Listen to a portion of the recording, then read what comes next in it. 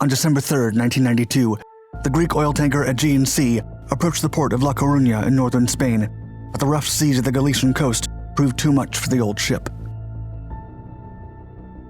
Winds of up to 58 miles per hour and waves that reached as high as 10 meters deviated its course, and as the 856-foot vessel crashed into the rocks, an immense explosion ensued. Not only did the blast put the lives of the crew at risk, but its cargo of 550,000 barrels of crude oil immediately began to spill into the sea, threatening to cause an environmental catastrophe.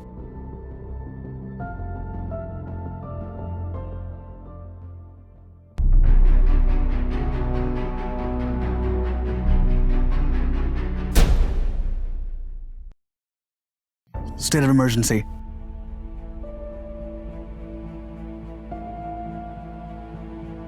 In December of 1992, the Greek oil tanker Aegean Sea received permission to approach the Repsol refinery 8 miles from A Coruña, Spain, at Ria de Ares. The ship would deliver a cargo of 550,000 barrels of crude oil.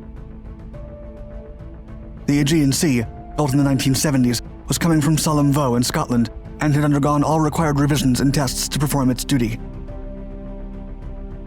The crew aboard the vessel included 15 Greek crewmen, 14 Filipino sailors, and Captain Stavridis Konstantinos. As the ship approached the facilities at 5 a.m., the forceful winds and waves veered it off course. The extreme weather conditions also rendered visibility under 100 meters. The 856-foot vessel collided near the Tower of Hercules, the oldest known lighthouse in existence, and its double hull couldn't protect its valuable shipment from the sharp rocks of the cliff's seabed. The high waves hit the wrecked ship, cracking it open and breaking several tanks. Rescue, air, and sea patrols arrived promptly, and desperate exchanges could be heard on the radio. Quote, "Hey, this is a powder keg, huh? There's a grunt load of gases here. I know. Have the ship abandoned immediately."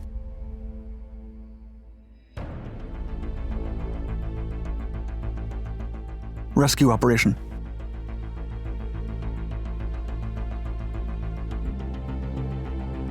Harbor practitioner Rodolfo Garcia was the first responder and soon came on board. Meanwhile, a rescue helicopter began lifting the crew in groups of 2, with rescue member Juan Belajar securing the castaways on the ship's deck before liftoff. As tensions increased, 2 desperate men pounced on Belajar, demanding to be the first to go.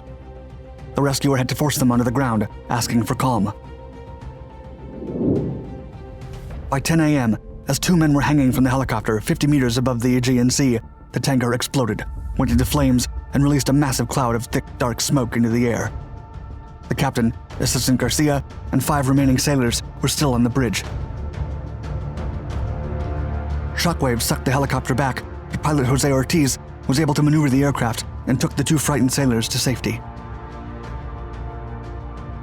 Konstantinos and Garcia made their way to the stern and convinced the remaining men to jump into the water. As they went in, the strong tides kept pushing them towards the ship's burning hull.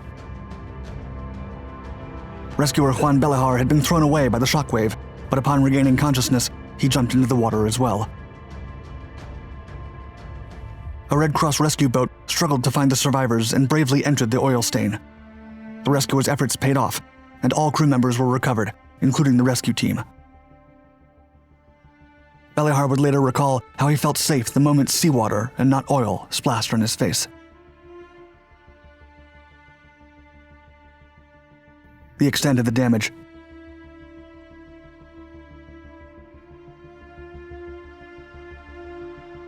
The nearby city of A Coruña had to be evacuated due to the hazardous smoke, and heavy vehicles were banned from the streets the next morning.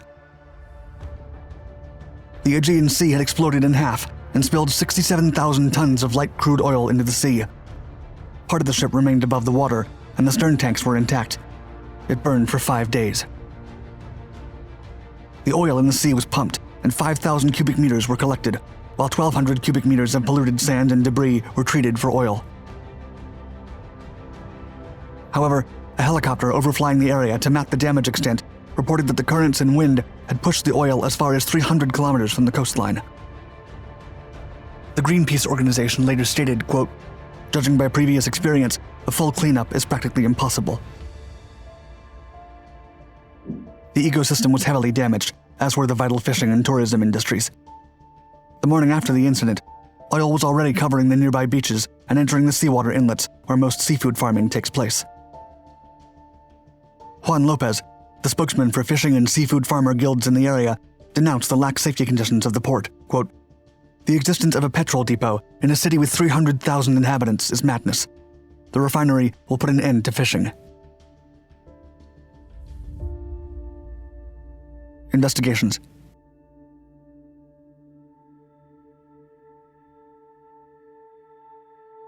Due to pollution concerns, the Fisheries Council banned all fishing activities until further notice. Meanwhile, the council's fishermen's assistance provided some compensation, but it did not cover the entire loss, estimated at $3.53 million. $187 million worth of civil lawsuits against the captain and the ship owners was issued to the Spanish court, most of which were settled in under a decade. The civil governor's office's spokesman stated, quote, "In the maritime world, whoever pollutes pays." Still, it was unclear who was legally to blame for the accident, whether the Aegean Sea Trades Corporation or the Greek firm Kaluthros, which Repsol contracted. Eventually, the International Oil Pollution Compensation, the Spanish government, and the ship's owner came to an agreement. The last payment was made in December of 2003. Spanish newspapers later reported that the vessel had approached the Repsol depot without a harbor pilot on board. The assigned pilot was unable to reach the ship before it ran aground, but he claimed to have been in contact with the captain during the whole process. Captain Stavridis Konstantinos and the pilot were criminally liable for negligence and failure to follow regulations. The 43-year-old captain was arrested and taken before a local judge, but he was bailed out after a month in detention. 3 years later, Konstantinos was judged and absolved in Greece. He never accepted being processed by Spanish authorities, arguing, quote, "I do not want to be condemned for 6 years in jail for events which are not to be blamed on me or my crew." The rusting Aegean Sea still lies at the feet of the Hercules' cliffs.